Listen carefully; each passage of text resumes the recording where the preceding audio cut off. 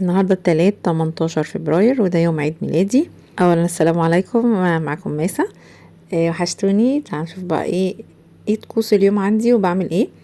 مبدئيا الكوت ده انا كنت جايباه من الشتاء اللي فات، هو ما اتلبسش، يعني كنت ناوية البسه الصراحة الشتاء اللي فات بس ما اتلبسش، ما حصلش نصيب. طبعا كان سعره عامل 865 جنيه. لو بصينا دلوقتي هننزل نشتريه هنلاقي سعره عدى 1300 1400 1500، لان الاسعار بقت اوفر قوي بصراحة. كمان انا كنت جايبة البادي ده، هو زي قطيفة كده زي ما انتم شايفين، مشجر اسود في بيج، وده كان من سو سويت، كان عامل 100 جنيه بدل 200 جنيه، كان عليه خصم يعني، كان عامل 100 جنيه. انا جبت اتنين ساعتها، ده واحد وفي واحد تاني شايلاه برضو وهبقى اوريهولكوا مرة تانية. في الوقت اللي انا اشتريت فيه الكوت كنت شارية الهاف بوت ده، بس بصراحة مش فاكرة سعره كان ايه. اللي خلاني فاكرة سعر الكوت ان السعر لسه عليه، يعني لسه عليه التيكت بتاعه.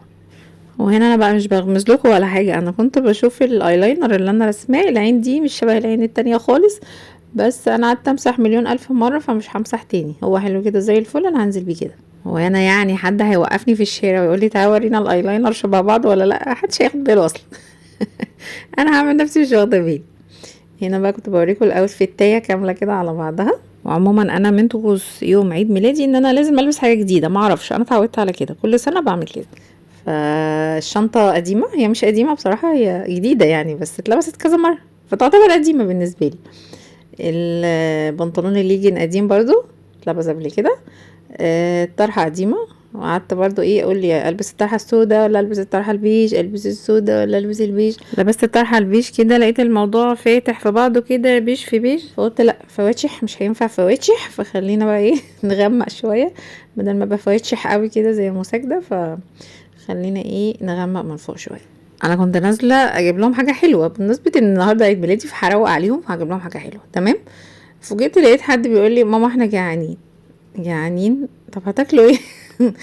فهم الطب بتاعهم الكشري، يعني حتى لو جبت لهم كباب وكفته، جبت لهم ايه بالذي، هم الطب بتاعهم كشري. فانا ما بحبش الكشري قوي، بس جبت كشري برضو معاهم، فانا اخترت كبده وكلاوي لان هم برضو مفضلين بالنسبه لي. وطبعا هم اختاروا الحاجه الحلوه من عند بلبن، وكنا جايبين كريم دي لا كريم، كلمكم بقى بالفرنسي، كريم دي لا كريم. مش عارفه ايه الاسم ده، يعني كان ممكن تسميها حاجه تانية من اختراعاته الغريبه اللي بيخترعها. كان معيشه معايا بقى في الشنطه، حطيتها لهم كده. البتاعه دي عباره عن اشطوطه غرقانه لبن، يعني عايزه اقول لكم نوع حاطط اللبن اللي في العالم كله، جاب البقر كله وحلب اللبن اللي في البقر كله، حطه على الكيكايه، كيكه بيضه كده فانيليا، وعليها كريم شانتيه، وعليها شويه كنافه كده صغننين قوي بصوص البيستاشيو، وشويه الشوكولاته الصغننين الرفيعين اللي من فوق دول. فانا بصراحه يعني خدت شويه من الكنافه وكام فراولايه وشكرا على كده. انا ما بحبش الكيكات اللي غرقانه لبن، يعني انا ما بحبش اي حاجه بتبقى بتبظ وتلظ، دي انا ما بيجيش معايا سكه. البتاعه دي ب125 جنيه. هي عجبتهم، بس هم سابوا الكيكه الغرقانه بلبن، حاجه زي كيكه مفتفته في اللبن كده، ايه ده يعني؟ انا بصراحه ما حبيتهاش. بصوا شكلها، بصوا منظرها، حتى يعني منظرها يعني غريب، ايه ده؟ ايه يا جدعان ده في ايه؟ بصوا عمالين ينقوا من فوق من على الوش والله العظيم، وسابوا الكيكه واترمت بحالها. يعني انا كميه لبن مش قادره اقول لكم، لو اللبن ببلاش مش هحط لبن بالطريقه دي. تاني يوم بقى يوم الاربعاء 19/2 جات لي تورتايه جات لي تورتايه هديه من عند الصعيدي، عشان انا بحب الصعيدي، فجات لي من عنده تورتايه هديه، نص ونص، نص شوكولاته ونص فانيليا.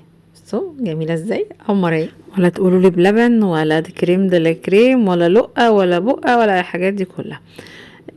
حاجه كده محترمه وبنت ناس.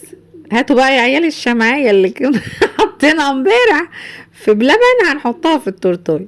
رحنا جايبين الشمعيه وحاطينها حاجه محترمه زي الفل كده، رز العنب، ويلا غنولي وهوف، والسلام عليكم. وعليكم السلام. حطوا بقى لايك للفيديو، ما تنسوش اللايك، بحبكم كتير، باي باي.